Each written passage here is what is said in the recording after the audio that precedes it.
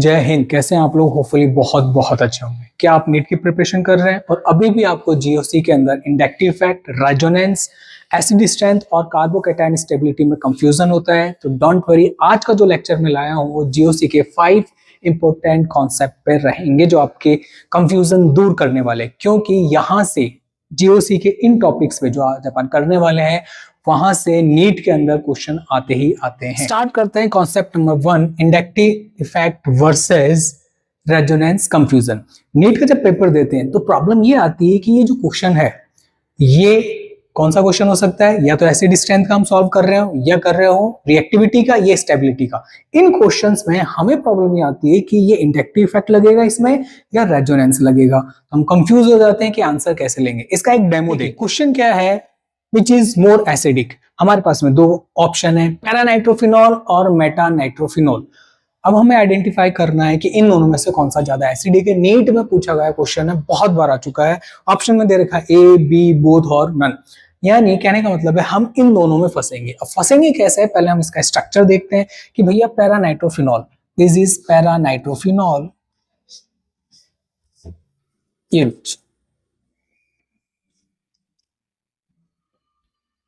Paranitrophenol. और मेटानाइट्रोफिनॉल क्या रहने वाला है हमारा? वो रहने वाला है ये OH and double bond O negative. Answer क्या है? आंसर होगा कि भैया इन दोनों में से कौन सा ज्यादा एसिडिक है। तो हम बोलेंगे क्या? Paranitrophenol is more acidic than metanitrophenol. कैसे? मुझे कैसे पता चलेगा? ध्यान रखें, पैरा के अंदर जो है वो लग रहा है resonance, plus minus I effect भी लग रहा है, और इसमें तो सिर्फ क्या लग रहा है? इसका माइनस आई इफेक्ट ही लग रहा है। NO2 ग्रुप का, दोनों में NO2 है, माइनस आई दोनों में लगेगा। बट ध्यान रखिएगा, रेजोनेंस जो है, ये जो नेगेटिव चार्ज डिलोकलाइज होकर इस कार्बन पे आएगा वो NO2 में इन्वॉल्व हो जाएगा, उसको एक्स्ट्रा स्टेबिलिटी मिल जाएगी। बट यहाँ पर मेटा पोजीशन पे काम नहीं करता है रेजोनेंस, तो इसको जो एनाइन बनेगा उसको एक्स्ट्रा स्टेबिलिटी नहीं मिल पाएगी। समझ में आ रहा है? अब आपको कईयों को लग रहा होगा कि इंडक्टिव इफेक्ट कैसे देखेंगे, रेजोनेंस कैसे देखेंगे, एक्चुअल में होता क्या है। तो एक बार थोड़ा सा इसको देख लेते हैं। हम एक बार जल्दी से इंडक्टिव और रेजोनेंस इफेक्ट जो है उनको देख लेते हैं कि है क्या। वैसे हमें आता है, फिर भी एक बार थोड़ा सा देखते हैं। इंडक्टिव इफेक्ट इधर है, रेजोनेंस इधर है। इंडक्टिव इफेक्ट क्या बोल रहा है? Electron density is shifted along a sigma bond chain towards more electronegative atoms। यानी ये कब होगा? जब इलेक्ट्रॉन नेगेटिविटी में डिफरेंस होगा। अब बात करते हैं रेजोनेंस की, कि रेजोनेंस इफेक्ट जिसे आर इफेक्ट या मेसोमेरिक इफेक्ट भी कहते हैं, ये क्या है? पाई इलेक्ट्रॉन डिलोकलाइज होते हैं इसके अंदर, रेजोनेंस के अंदर। बेंजीन या ये रहा बेंजीन, इसमें इलेक्ट्रॉन इधर इधर। Got it? ठीक है। कॉन्जुगेशन रिक्वायर्ड, कॉन्जुगेशन होता है डबल बॉन्ड फिर सिंगल बॉन्ड फिर डबल बॉन्ड फिर सिंगल बॉन्ड। ओके, अल्टरनेटिव होने चाहिए इसके लिए। और डिस्टेंस जो है इंडिपेंडेंट होता है, ध्यान रखिएगा, रेजोनेंस। जबकि इंडक्टिव इफेक्ट क्या है? डिस्टेंस डिपेंडेंट होता है। यानी जैसे जैसे डिस्टेंस इंक्रीज होगी इलेक्ट्रोनेगेटिव एलिमेंट की, तो इसमें इंडक्टिव इफेक्ट कम होता जाएगा। लेकिन डिस्टेंस जैसी ऐसी कोई बात नहीं है हमारे रेजोनेंस में। नेक्स्ट है परमानेंट इफेक्ट होता है ये। और अगर बात करें रेजोनेंस में तो स्ट्रॉन्गर देन इंडक्टिव इफेक्ट। तो हमें की पॉइंट ध्यान रखना है कि रेजोनेंस को हमें किस पे, ये जो रेजोनेंस है इसको किस पे प्रायोरिटी देनी है? इंडक्टिव इफेक्ट पे। Got it? समरी सिर्फ इतना सा है, क्वेश्चन सॉल्व करने में हमें क्या हेल्प करेगा? रेजोनेंस को हम प्रायोरिटी देंगे। अब जल्दी से देखिए, माइनस आई इफेक्ट लिया है, फ्लोरीन का ज्यादा होता है, क्लोरीन का, ब्रोमीन का, हमें बहुत अच्छे से पता है। आर इफेक्ट जो है प्लस आर किन का है? OH और NH2। अगर देखिए ये इनके इलेक्ट्रॉन जब बेंजीन में इन्वॉल्व होंगे तो इन पे पॉजिटिव चार्ज आ जाएगा, तो कौन सा इफेक्ट है? Plus R. और NO2, CHO और COOH जब ये बेंजीन से अटैच हो जाएंगे, बेंजीन इसलिए बोल रहा हूँ ताकि हमें इजीली समझ में आ जाता है, ठीक है। NO2 जैसे ही बेंजीन से अटैच होगा तो बेंजीन के इलेक्ट्रॉन इसमें आएंगे, तो NO2 पे कैसे, या फिर CHO पे आएंगे, तो इस पे कौन सा चार्ज आएगा? नेगेटिव। इसलिए नेगेटिव आर इफेक्ट और ये पॉजिटिव आर इफेक्ट है। एक बार इनका स्क्रीनशॉट ले लीजिए जल्दी से आप। अब हम चलेंगे नीट के कुछ ऐसे क्वेश्चंस की तरफ जो आते ही आते हैं और जिनमें इंडक्टिव या रेजोनेंस इफेक्ट से आंसर निकलता है। जैसे क्वेश्चन नंबर 2, अरेंज एसिडिटी। हमको इनमें से अरेंज करना है इनको कि कौन ज्यादा एसिडिक है। अब मेरे को बताइए, ध्यान से देखिए क्या अलग दिख रहा है इनमें को आपको क्या डिफरेंस लग रहा है? पहले तो सेम देखिए, सेम COOH, COOH, COOH, ये तो सेम है, यहाँ पे तो नहीं। अब आपको देख रहा होगा आपको कि इधर जा रहा हूं तो एक Cl आ गया, फिर 2 Cl आ गए, फिर 3 Cl आ गए। और Cl क्या करता है, माइनस आई इफेक्ट होता है इसका, आपको भी बताया था थोड़ी देर पहले। तो minus I effect is directly proportional to acidity, ये आपको ध्यान रखना है। तो माइनस आई इफेक्ट किस में सबसे ज्यादा है, इसमें, तो इसकी एसिडिटी सबसे ज्यादा होगी। तो देखिए 4 ऑप्शन सबसे ज्यादा इसमें है, ठीक है। फिर 2 वाले की होगी, मतलब जिसमें 2 क्लोरीन है, यानी थर्ड। फिर 1 क्लोरीन वाले की मतलब सेकंड, और ये फर्स्ट। तो आंसर हमारा क्या हो गया, बी। तो ऐसे चूज करेंगे हम, शॉर्ट में देखना है, ज्यादा डीप में जाने की जरूरत नहीं, ऊपर ऊपर से आंसर आ रहा है बाबा, ठीक है। Third, which is more stable, एक हमारा ये रहा, एक हमारा ये रहा। हमको ध्यान क्या बताना है इसके अंदर कि कौन ज्यादा स्टेबल है। तो ध्यान से देखिए क्या डिफरेंस लग रहा है दोनों स्ट्रक्चर में। डिफरेंस देखिए कि यहाँ पे डबल बॉन्ड है, यहाँ पे कोई डबल बॉन्ड है नहीं, ठीक है। तो इस डबल बॉन्ड के आने से क्या हो गया कि ये जो कार्बोकेटाइन है ये इसके साथ में ऐसी कंडीशन पे है कि इसकी रेजोनेटिंग स्ट्रक्चर बन सकती है। कैसे, ऐसे। ध्यान से देखो भैया क्या बनना है, आइए देखिए।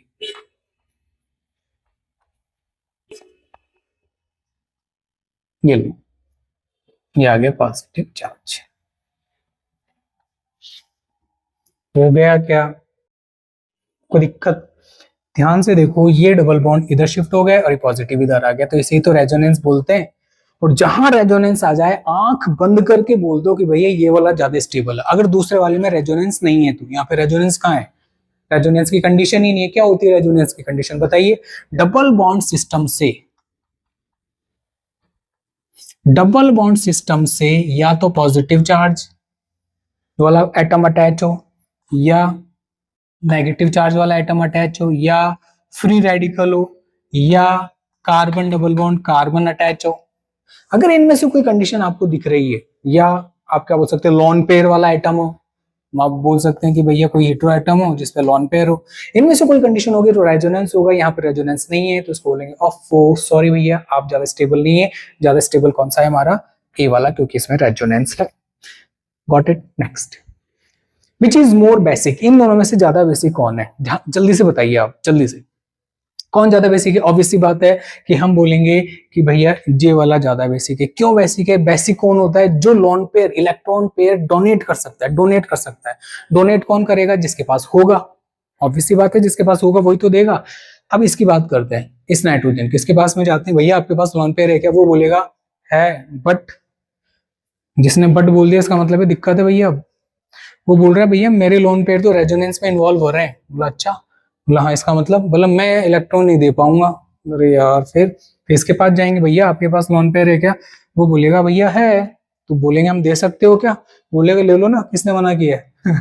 तो ध्यान रखिए रेजोनेंस में इन्वॉल्व हो गया यहाँ का लोन पेयर, तो ये नाइट्रोजन इजीली इलेक्ट्रॉन नहीं दे पाएगा, लेकिन यहाँ पर इजीली इलेक्ट्रॉन मिल जाएंगे। तो ज्यादा बेसिक कौन हो गया हमारा, बिल्कुल अमोनिया हमारा मोर बेसिक हो गया। कॉन्जुगेशन रहेगा तो हम बोलेंगे क्या, रेजोनेंस। और अगर डिस्टेंस की बातें होंगी, देखो अगर मैं बता देता हूं, अगर कॉन्जुगेशन है, अगर कॉन्जुगेशन है तो मैं रेजोनेंस की बात करूंगा, ओके। और अगर डिस्टेंस है तो मैं किसकी बात करूंगा, आई इफेक्ट, ठीक है, आई इफेक्ट की बात करूंगा। तो ये रहा हमारा कि कॉन्जुगेशन, रेजोनेंस कैसे हम आइडेंटिफाई करेंगे। अब आपको बताना है पैरामेथॉक्सी एनिलीन, क्या बताना है, क्वेश्चन है आपके लिए।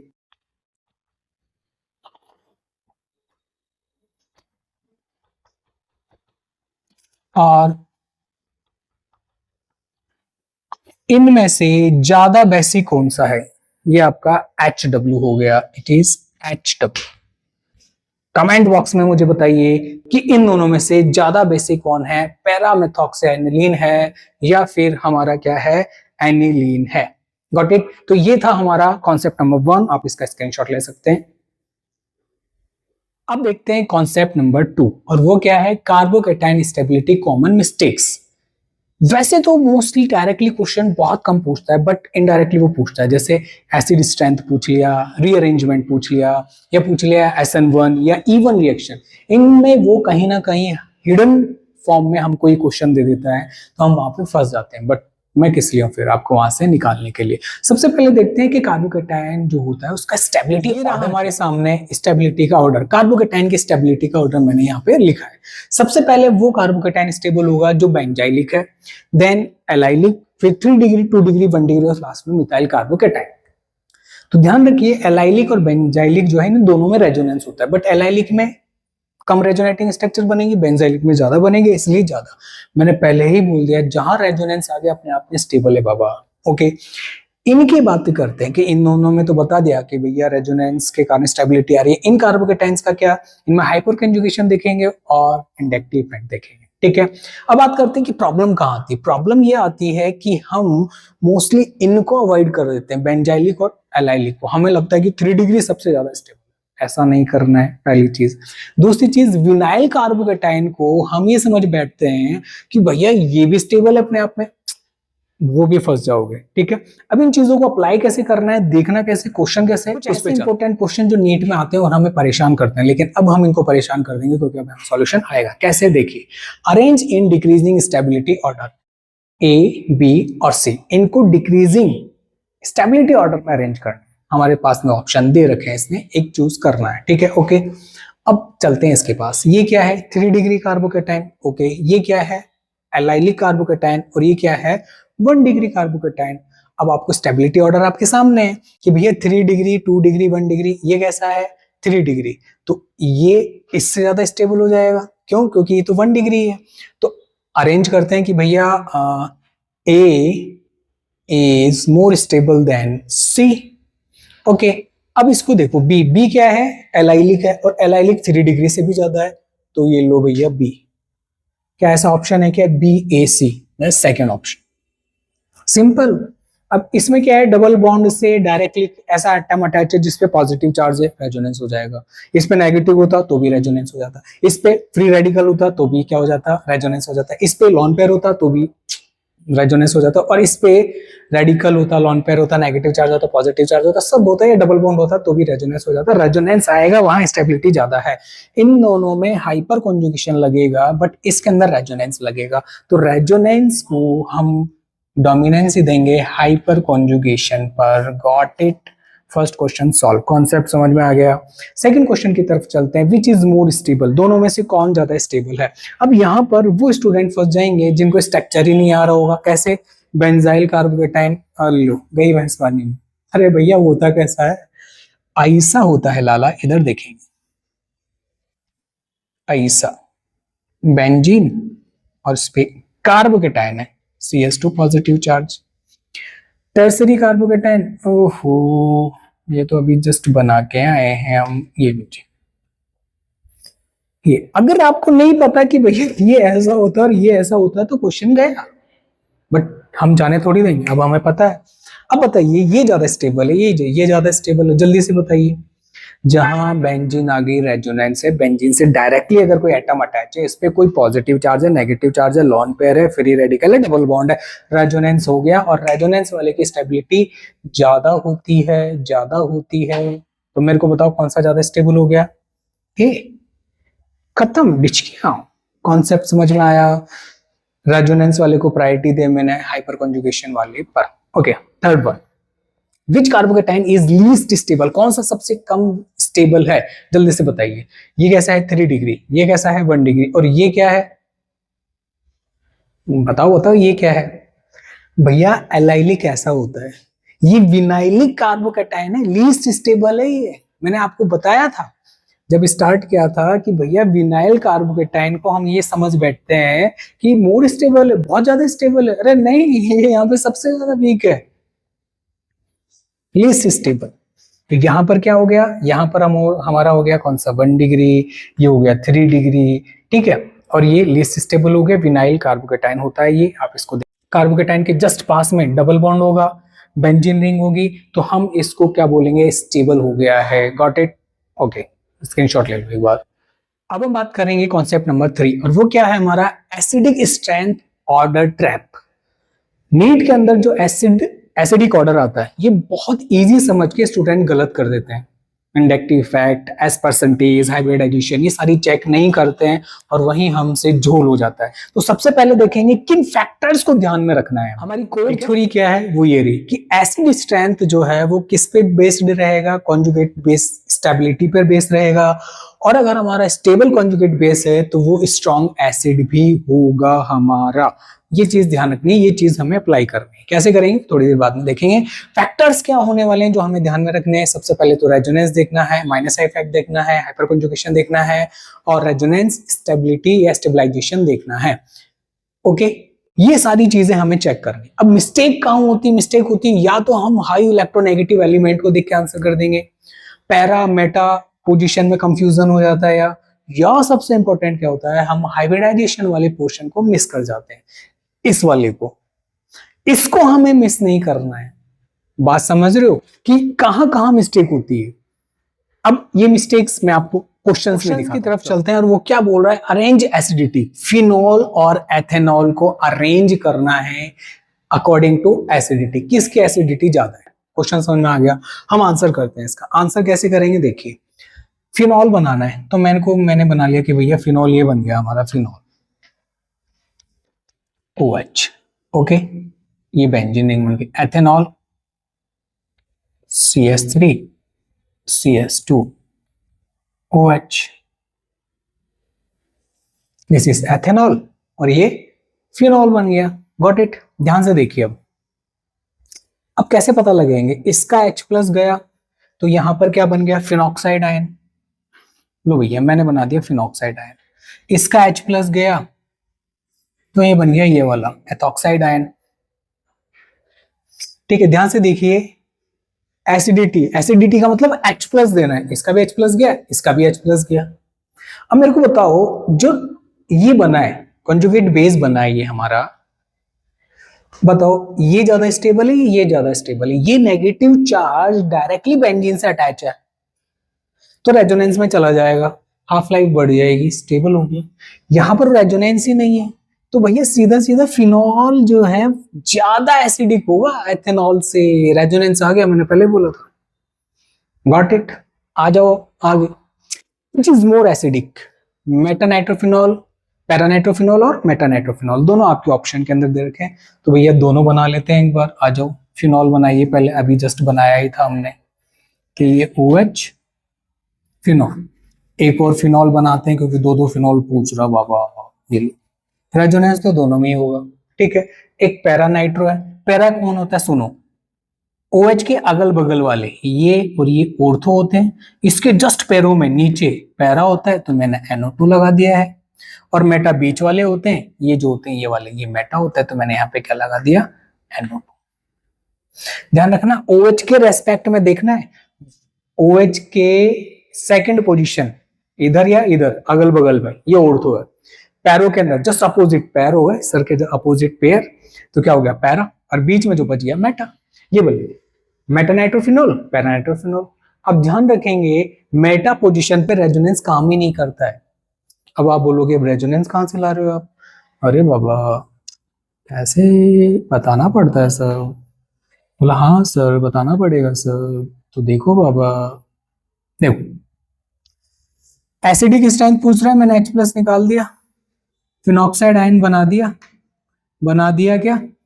अब मेरे को बताओ, ये रेजोनेंस में जाएगा, ये भी रेजोनेंस में जाएगा, बट यहां पर जब नेगेटिव चार्ज आएगा तो NO2 के अंदर भी नेगेटिव चार्ज जाएगा, जबकि यहां पर नेगेटिव चार्ज आएगा ही नहीं तो NO2 में कैसे जाएगा?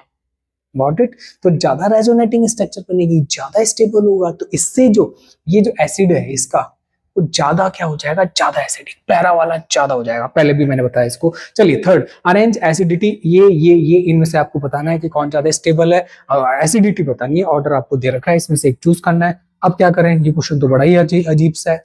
क्या करना है, सबसे पहले आप इसके क्या बनना, कॉन्जुगेट बेस बना लो। जैसे H+ हटा दो एक बार, C negative, CH2 double bond CH, एक H हटाओ नेगेटिव लगाओ, एक H हटाओ नेगेटिव लगाओ वाली स्कीम है।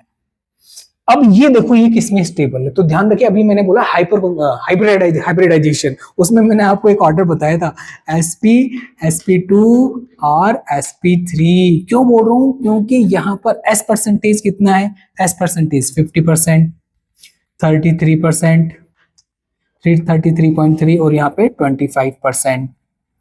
देखिए ये न्यूक्लियस है, न्यूक्लियस के पास में S रहता है, फिर P रहता है और फिर सबसे ज्यादा D रहता है। तो देखो इलेक्ट्रॉन कौन अच्छे से रख पाएगा, जो न्यूक्लियस के पास में होगा, S वाला। तो बताओ S परसेंटेज किस में ज्यादा है, 50% sp में। तो इसका हाइब्रिडाइजेशन क्या होता है, sp, इसका sp2 और इसका sp3। तो नेगेटिव सबसे अच्छे से कौन संभाल के रखेगा, जो न्यूक्लियस के पास है, यानी इलेक्ट्रॉन नेगेटिविटी ज्यादा है, जिसका मैं ये इलेक्ट्रॉन नेगेटिविटी का ऑर्डर मान लो। इलेक्ट्रॉन नेगेटिविटी किसकी ज्यादा है, sp की। तो sp वाला अच्छे से रखेगा नेगेटिव चार्ज, ये कम अच्छे से रखेगा ये। और तो कॉन्जुगेट बेस ज्यादा स्टेबल कौन सा हो गया, फिर ये और फिर ये। तो अगर ये सबसे ज्यादा स्टेबल है तो सबसे ज्यादा एसिडिक भी होगा, सबसे ज्यादा एसिडिक भी होगा, फिर ये एसिडिक होगा सबसे, फिर इसके बाद में ये होगा। गॉट इट, समझ में आ रहा है, बहुत इजी, बहुत इजी, बहुत इजी। आइए कार्बोक्सिलिक वर्सेस फिनोल, इनकी बात करते हैं। तो एक बार मैं कार्बोक्सिलिक एसिड बना लेता हूं, ये लीजिए, और ध्यान से देखिए क्या ये रेजोनेटिंग स्ट्रक्चर बन रहा है क्या, सॉरी नेगेटिव चार्ज आएगा और ये डबल हुआ। इक्विवेलेंट रेजोनेटिंग स्ट्रक्चर बन रही है, कौन सी, इक्विवेलेंट रेजोनेटिंग स्ट्रक्चर अगर बन रही होती है तो वो ज्यादा स्टेबल होती है बेंजाइलिक वाले से भी। तो हम बोलेंगे कि एसिटिक एसिड जो है वो ज्यादा ज्यादा ज्यादा एसिडिक होता है, किसके कंपेयर में, फिनॉल के कंपेयर में। गॉट इट, ध्यान रखेंगे एसिडिक एसिड में इक्विवेलेंट रेजोनेटिंग स्ट्रक्चर बनने के कारण ज्यादा एसिडिक है। आप इसका स्क्रीनशॉट ले लीजिए। ओके, ये हमारा स्क्रीनशॉट हो गया इसके अंदर। तो ध्यान रखें, आप ये नहीं देखें कि भैया रट लूं कि भाई ये एसिडिक एसिड ज्यादा ज्यादा ज्यादा ज्यादा एसिडिक है, ये ज्यादा एसिडिक है। कितना कितना रटोगे, रट ही नहीं सकते ना। आप क्या करें, कॉन्जुगेट बेस बनाए और उसको देखो कौन ज्यादा स्टेबल, कॉन्जुगेट बेस बनाए और देखिए कौन ज्यादा स्टेबल। अब हम चलते हैं कॉन्सेप्ट नंबर 4 और वो क्या है, hyper conjugation need confusion breaker. यानी अब हम हाइपर कॉन्जुगेशन से जो प्रॉब्लम है हमारे नीट से रिगार्डिंग, ओके देखो नीट में जो क्वेश्चंस आएंगे उसमें हाइपर कॉन्जुगेशन भी आता है। यहाँ पर हम ये मिस्टेक कर देते हैं स्टूडेंट कि हाइपर कॉन्जुगेशन और रेजोनेंस को वो सेम देख लेते हैं कि ये सेम ही होता है, जबकि ये सेम होता नहीं है। देखते हैं एक बार है क्या।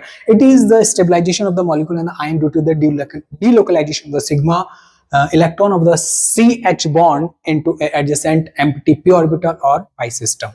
It is also called no bond resonance, but it is not resonance because sigma electron are involved, not pi electrons. तो कहने का मतलब क्या है कि सिग्मा इलेक्ट्रॉन्स इसमें डिलोकलाइज होगा, कहने का मतलब short. Hyper conjugation is observed in किन किन में होता है, वो मैंने बता रखा है, कार्बोकेटाइन, एल्कीन और फ्री रेडिकल्स में आप इसको ऑब्जर्व कर सकते हैं। ठीक है, अब आप करते हैं कि इनका एप्लीकेशन क्या है, वो है कार्बोकेटाइन की stability 3 degree 2 degree 1 degree and methyl free radical को हम वाया हाइपर कॉन्जुगेशन से एक्सप्लेन कर सकते हैं। क्यों, इधर आ जाओ पिंक कलर पे, क्या बोल रहा है, more alpha hydrogen, more hyperconjugation and more stability. Got it. इसमें देखिए 3 डिग्री के अंदर 9 अल्फा हाइड्रोजन होंगे, 2 डिग्री में 6, 1 डिग्री में 3। तो आप बताइए ज्यादा अल्फा हाइड्रोजन होंगे तो ज्यादा हाइपर कॉन्जुगेशन होगा। अब आप बोलोगे कि अल्फा हाइड्रोजन क्या होता है, उसको एक बार दिखा दीजिए। तो एक डेमो देख लेते हैं अपन इसका। ये लो, जिस कार्बन पे पॉजिटिव है उसका जस्ट पास वाला कार्बन अल्फा, जिस पे कार्बन पे पॉजिटिव उसके पास वाला कार्बन अल्फा, जिस कार्बन पे पॉजिटिव उसके पास वाला carbon alpha, alpha alpha alpha, ये भी alpha carbon alpha carbon alpha carbon. इसके पास में कितना अल्फा हाइड्रोजन है, इस कार्बन के पास में 3 ही रहे, 3 ही रहे, 3 ही रहे। क्यों, क्योंकि अल्फा कार्बन पे प्रेजेंट हाइड्रोजन अल्फा हाइड्रोजन ही तो था। गुप्ता जी का बच्चा गुप्ता, ओके, वैसे एक एग्जांपल है। ठीक है, अंबानी का बच्चा, समझ में आ रहा है क्या है कि कौन क्या क्या है। ठीक है, तो यहां पर कितने हो गए हमारे पास में अल्फा हाइड्रोजन, कितने हो गए, 3 3 3, कितने हो गए 9। तो मैंने बताया ऐसे हम इसमें भी देख लेंगे। चलिए, एक एप्लीकेशन ये हो गया हमारा। सेकंड है एल्कीन स्टेबिलिटी। कैसे हम एल्कीन की स्टेबिलिटी देखेंगे, उसमें देखिए एल्कीन ये रहा, एल्की सिस्टम ये रहा, this is alkene, alkene and alkene. मेरे को जल्दी से बताओ कि इस एल्कीन सिस्टम पे कितने एल्काइल ग्रुप है, 4, इस पे 3, इस पे 2, इस पे 1। यानी जैसे ही मैं इधर से इधर जा रहा हूं एल्काइल ग्रुप डिक्रीज हो रहे हैं, या मैं बोल दूं number of alpha hydrogen decrease हो रहा है, तो स्टेबिलिटी भी डिक्रीज हो गई। तो क्या है अल्फा, कैसे डबल बॉन्ड कार्बन से जो कार्बन अटैच है अल्फा अल्फा। बात समझ में आ रही है क्या, कैसे मेरे को देखना है? तो जितने ज्यादा अल्काइल ग्रुप उतनी ज्यादा उसकी स्टेबिलिटी। Got it. अब देखिए क्या है, इसको एक बार इसका स्क्रीनशॉट ले लीजिए आप। हम बात करते हैं नीट के उन क्वेश्चन की जिनमें हाइपर कॉन्जुगेशन इन्वॉल्व होता है और हम हिडन होता है, हमें दिखता नहीं, वही देखना। आइए तो हम कुछ दिव्य दृष्टि से देखेंगे कि ऐसी कि हमें आंसर में निकल जाए, अपने आप ही निकलना चाहिए आंसर। यार ये answer, which carbocation is more stable, कौन सा कार्बोकेटाइन मोर स्टेबल, एबीसी आपको दे रखा है कि भैया आपको बताना है, चूज करना है। एक कोई और कार्बोकेटाइन होगा, हमारे सामने अभी ये 3 ऑप्शन है, ठीक है। अब ध्यान से देखिए, मैंने जानबूझ के इसको ऐसा बनाया है ताकि आपको दिखे कार्बन पे जिसपे प्लस है उसके अगल बगल वाले जो कार्बन होते हैं, ये वाला directly attach carbon alpha alpha alpha, जिसपे पॉजिटिव है उससे just near by carbon alpha carbon, यहाँ पर तो है ही नहीं। तो मेरे को तो यहाँ पर कितने अल्फा हाइड्रोजन प्रेजेंट है, 3 3 3 9 अल्फा हाइड्रोजन, यहाँ पर 3 अल्फा हाइड्रोजन, और यहाँ पर नील बटा सन्नाटा 0। समझ में आ गया क्या? तो जितने ज्यादा अल्फा हाइड्रोजन होंगे उतने ज्यादा हाइपर कॉन्जुगेशन स्ट्रक्चर बनेगी, उतनी ज्यादा स्टेबिलिटी होगी। स्टेबल कौन हो गया सबसे ज्यादा? बात समझ में आ गया क्या है? तो कॉन्सेप्ट क्या लग गया, number of alpha hydrogen directly proportional to, हाँ, number of hyperconjugation structure directly proportional to stability of carbocation, that's it. Second, which alkene is most stable, कौन सा एल्कीन सबसे ज्यादा स्टेबल है, हम ये बताना है। तो अब क्या करना है, पहले डबल बॉन्ड वाले सिस्टम को चूज कर लो, ये डबल बॉन्ड वाला सिस्टम, ठीक है, जे डबल बॉन्ड वाला system, okay, and this is also double bond वाला सिस्टम, ओके। अब मुझे बताइए इससे किसी में कोई अल्काइल ग्रुप अटैच है इसमें? इसमें हाँ एक है, और इसमें 2 है, तो इसमें कितने अल्फा हाइड्रोजन हो गए, 3 अल्फा हाइड्रोजन हो गए, और इसमें कितने हो गए, 6 अल्फा हाइड्रोजन हो गए। तो 6 अल्फा हाइड्रोजन ज्यादा है 3 से, इसमें है ही नहीं। तो कौन सा ज्यादा एल्कीन स्टेबल होगी, जितने ज्यादा एल्कीन जितने ज्यादा अल्फा हाइड्रोजन होंगे उतनी ज्यादा स्टेबिलिटी होगी एल्कीन की। अभी हमने कॉन्सेप्ट देखा था। तो ऐसे हमें देखना है। विनाइल वाला जो कैसे, ध्यान रखना, विनाइल वाला जो केस है it's not a hyper conjugation वाला केस नहीं है, लगा मत देना, पाप लगेगा। क्या लगेगा? पाप।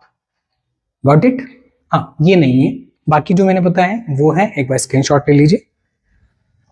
Concept number 5, electrophile versus nucleophile identification trap, यानी इन दोनों को कैसे हम आइडेंटिफाई करें, क्योंकि एग्जाम में ऐसे क्वेश्चन आते हैं कि हमें इनको ही आइडेंटिफाई करने में बड़ी प्रॉब्लम होती है। तो पहले देखते हैं फास्टली कि है क्या इलेक्ट्रोफाइल, क्या होंगे इलेक्ट्रॉनिकली डेफिशिएंट स्पीसीज जो रहेगी वो क्या रहने वाली है, इलेक्ट्रोफाइल। इसे ही लुईस एसिड भी बोलते हैं। कुछ एग्जाम्पल मैंने यहाँ पे मेंशन कर रखे हैं, जिन पे पॉजिटिव रहेंगे आंख बंद करके वो क्या है, इलेक्ट्रोफाइल, और इनका ऑक्टेट कंप्लीट नहीं है इसलिए हमने इसको कंसिडर किया है। न्यूक्लियोफाइल ये अभी थोड़ा सा लेंगे साइड में, अभी फास्टली चलते हैं न्यूक्लियोफाइल पे।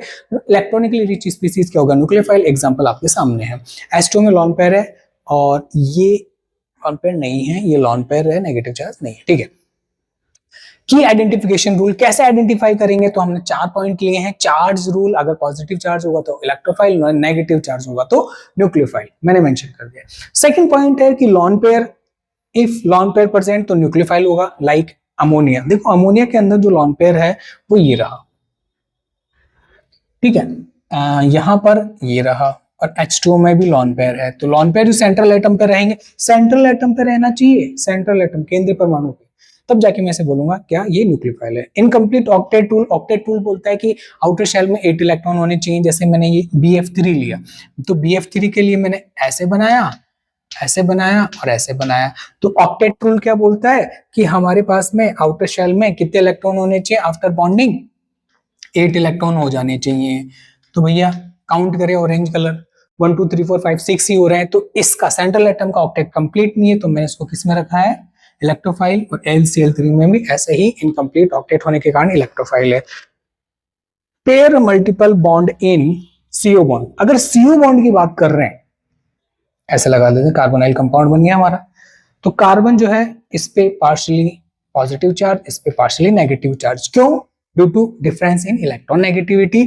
इसकी इलेक्ट्रॉन नेगेटिविटी ज्यादा है तो इलेक्ट्रॉन खींचेगा तो अपने पर आंशिक नेगेटिव, इस पे पार्शियल पॉजिटिव। तो जिस पे पॉजिटिव रहे वो इलेक्ट्रोफाइल, जिस पे नेगेटिव होगा वो न्यूक्लियोफाइल रहने वाला है। आप समझ गए होंगे। कोई प्रॉब्लम? मेरे को लगता नहीं है कि इसमें आपका प्रॉब्लम होगा। नीट बेस्ड कुछ ऐसे क्वेश्चन जिससे इस इलेक्ट्रोफाइल और न्यूक्लियोफाइल टॉपिक से क्वेश्चन आते हैं वो मैंने यहाँ पे कंसीडर किए। फर्स्ट क्या है? Identify the electrophile in the reaction. ये रिएक्शन है, यहाँ पे मेरे को क्या फाइंड आउट करना है? इलेक्ट्रोफाइल। इलेक्ट्रोफाइल क्या होगा? जिसपे पॉजिटिव चार्ज होगा। तो देखिए इधर यहाँ पर CH3 जो है, ये हमारा CH3, ये किससे अटैच है? ऑक्सीजन से। तो ये देखिए रिएक्शन में हो क्या रहा है? ये नेगेटिव चार्ज है, तो नेगेटिव चार्ज अटैच किससे हो रहा है? CH3 से। तो ऑब्वियस सी बात है इसमें पॉजिटिव होगा, तो पॉजिटिव होगा तो ये हमारा क्या है? इलेक्ट्रोफाइल हो गया CH3 यहाँ पर। Got it? तभी तो नेगेटिव चार्ज जाके अटैच होगा। थोड़ा सा माइंड लगाना। क्वेश्चन को हम ऐसे भी सॉल्व कर सकते हैं, डिफरेंट अप्रोच है हमारी ये। Which of the following is a stronger nucleophile? यहाँ पर स्ट्रॉन्गर न्यूक्लियोफाइल कौन है? स्ट्रॉन्गर न्यूक्लियोफाइल के लिए हम कहाँ जाएंगे? इस पे। तो ध्यान रखिएगा, अगर आपको ऐसा क्वेश्चन आता है कि ये और ये इसका कॉन्जुगेट बेस दे दिया, तब हमें आपसे क्वेश्चन पूछ रहा है, तो हम क्या करेंगे? हम करेंगे कि जिसपे नेगेटिव चार्ज है वो ज्यादा क्या हो जाएगा? स्ट्रॉन्ग न्यूक्लियोफाइल हो जाएगा। ठीक है? न्यूक्लियोफाइल क्या करता है? इलेक्ट्रॉन डेंसिटी को और अप कर देता है। Got it? Next, identify electrophile. इसमें इलेक्ट्रोफाइल आइडेंटिफाई करना है। मुझे कमेंट बॉक्स में बताइए कि इसका आंसर क्या होगा और क्यों होगा, बिकॉज ये मैं करा चुका हूं आपको। What it? Next, in CH3CHO which atom is electrophilic? कौन सा एटम इलेक्ट्रोफिलिक की जैसे बिहेव करेगा? तो हम इसको यहां पर अगर मैं इसका स्ट्रक्चर ड्रॉ कर दूं, CH3HCO, ये लीजिए, ये लीजिए। ठीक है? CH3CHO। ध्यान से देखिए, अब यहां पर ऑक्सीजन की इलेक्ट्रॉन नेगेटिविटी ज्यादा होने के कारण partial negative charge, partial positive charge. मैं पहले ही बता चुका हूं, तो आंसर मैंने लिख दिया है कार्बोनाइल। कार्बन जो है, carbonyl carbon is a electrophilic site. ध्यान रखिएगा, आज का जो लेक्चर है वो आपको आगे बहुत हेल्प करेगा। यहाँ पर मिस्टेक क्या करते हैं हम जो न्यूट्रल होता है वहां मिस्टेक कर देते हैं कि न्यूट्रल एटम, अरे यार अब क्या होगा इसका, या फिर हम जो ऑक्टेट कंप्लीट नहीं है वहां थोड़ा सा प्रॉब्लम कर जाते हैं। तो इन सारी प्रॉब्लम को हमें ध्यान रखना है। और अब ये जो 5 कॉन्सेप्ट है हमारी पॉकेट में होने चाहिए, ताकि हम आगे आने वाले लेक्चर्स में जो चीजें लेंगे नीट की रिगार्डिंग, उनमें हम इसको क्या कर सकते हैं? इजीली बहुत अच्छे से परफॉर्म कर सकें। एक बार आप इसका स्क्रीनशॉट ले लीजिए। ठीक है? नेक्स्ट चैप्टर रहेगा न्यूक्लियोफाइल और बेसिसिटी पे रहेगा। ठीक है? कमेंट बॉक्स में आप अपने कमेंट डालिए, जो क्वेश्चन मैंने आपसे किए हैं उनके आंसर आप दीजिए। ठीक है? हंसते रहिए, मुस्कुराते रहिए। जय हिंद।